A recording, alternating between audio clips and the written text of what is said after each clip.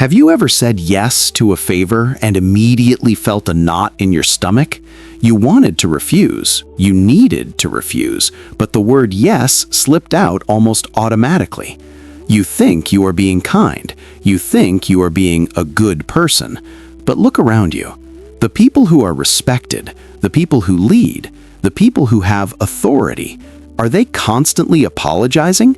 Are they available to everyone all the time? No. There is a dangerous difference between being kind and being nice. Kindness is a virtue. It requires strength. Niceness is a weakness. It comes from fear. The Stoics knew this. Seneca warned us that if you do not value your own time and dignity, nobody else will. If you feel invisible, if you feel used, it is not because you aren't giving enough. It is because you are giving too much. Today, we are going to kill the nice guy inside you. Here are 7 ways your overkindness is secretly destroying your authority and how to reclaim your power, starting right now. Welcome back to INVICTUS X. In the ancient world, a Stoic was not a doormat.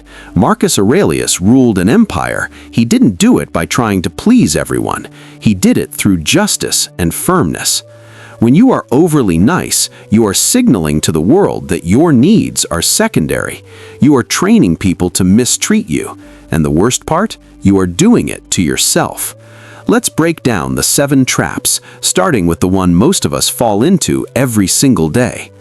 Trap number 1. You are always available.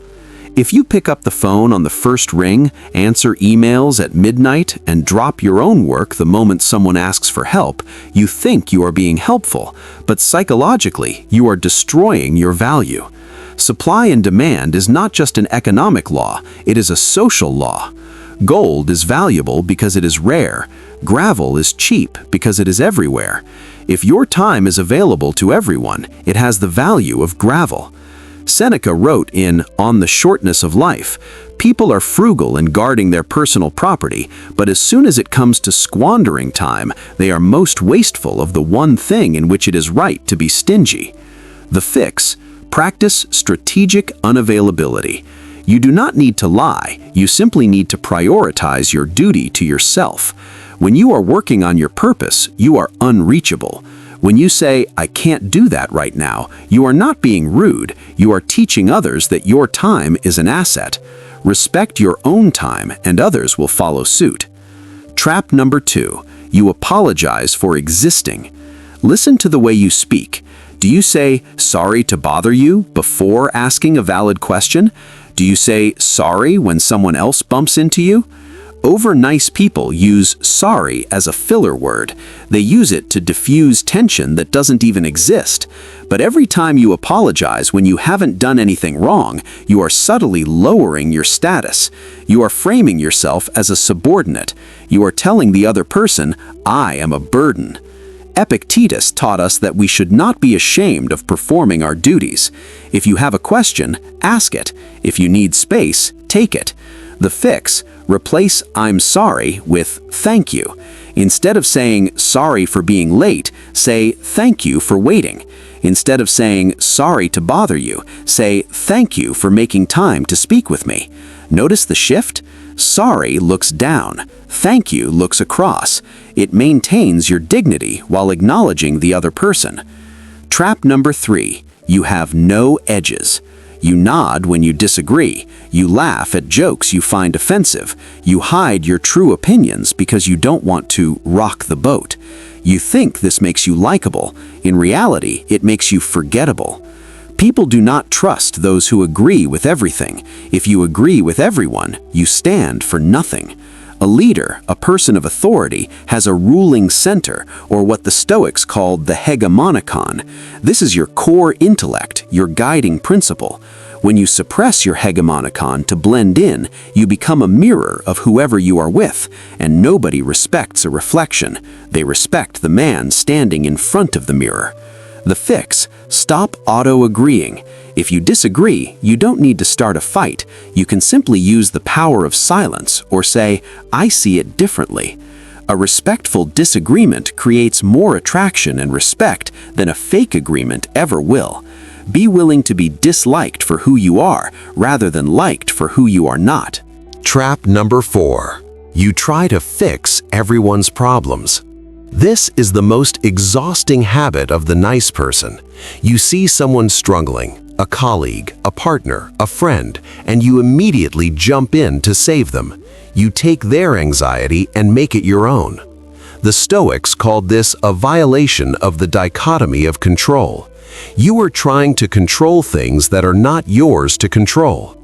When you solve problems for others constantly, two things happen. First, you exhaust your own resources.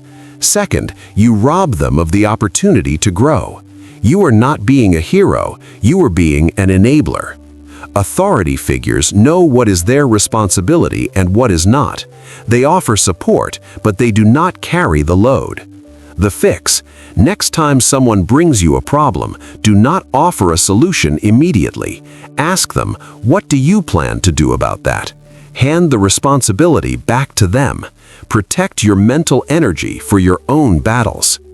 Trap number 5. You are nice because you are hungry for praise. Be honest with yourself. Why are you doing that favor? Is it because it is the right thing to do, or is it because you want them to say, "Wow, you are such a good guy"? Marcus Aurelius asked a powerful question. Do you want to be praised by a man who curses himself 3 times an hour? Do you want to please a man who doesn't even please himself? When your self-worth depends on the opinions of others, you are a slave. You will do anything, say anything, and accept anything just to get that pat on the head. This destroys authority because everyone can smell the desperation on you. The fix: perform acts of kindness in secret. If you help someone, do it when no one is watching. If you can do it without needing credit, that is true virtue. That is strength. If you only do it for the applause, stop doing it. Trap number 6. You smile when you are insulted. Someone makes a passive-aggressive comment about your work. Someone interrupts you while you are speaking. And what do? You smile. You let it slide. You think you are being the bigger person. No, you are showing them where your boundaries are, or rather, that you don't have any. The Stoics believed in justice. Justice means giving each person what they deserve. If someone treats you with disrespect, they do not deserve your warmth. Smiling at disrespect is a betrayal of yourself. The fix: you do not need to get angry. Anger is a loss of control, but you must correct the behavior.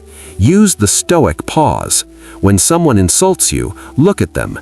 Don't smile, don't frown, just look at them in silence for 3 seconds.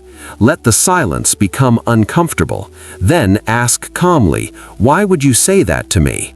Hold your ground. Authority is not about aggression, it is about non-compliance with disrespect.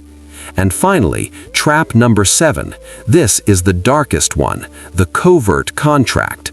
Many nice people are actually manipulators in disguise. You operate on a hidden contract. I will be nice to you, so you must give me what I want: love, promotion, loyalty. But you never signed this contract with them. They don't know it exists. So when they don't give you what you want, you become resentful. You become bitter.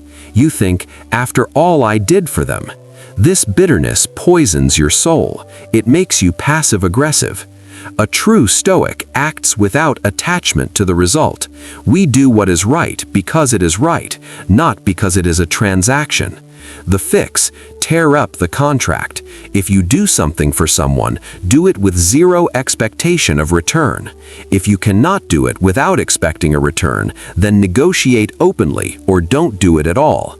Clear agreements create authority. Hidden contracts create resentment. The world does not need more nice people who are afraid of their own shadows. The world needs people of character, people who are kind because they are strong, not because they are weak. Your authority does not come from forcing others to obey. It comes from mastering yourself. It comes from setting boundaries. It comes from saying no so that your yes actually means something.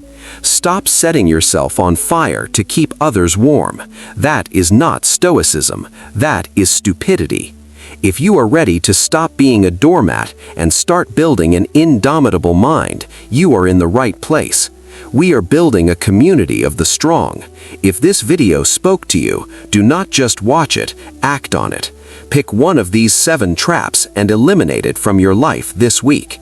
And before you go, subscribe to the channel and turn on notifications. Join us, become the master of your destiny. Until next time, stay strong.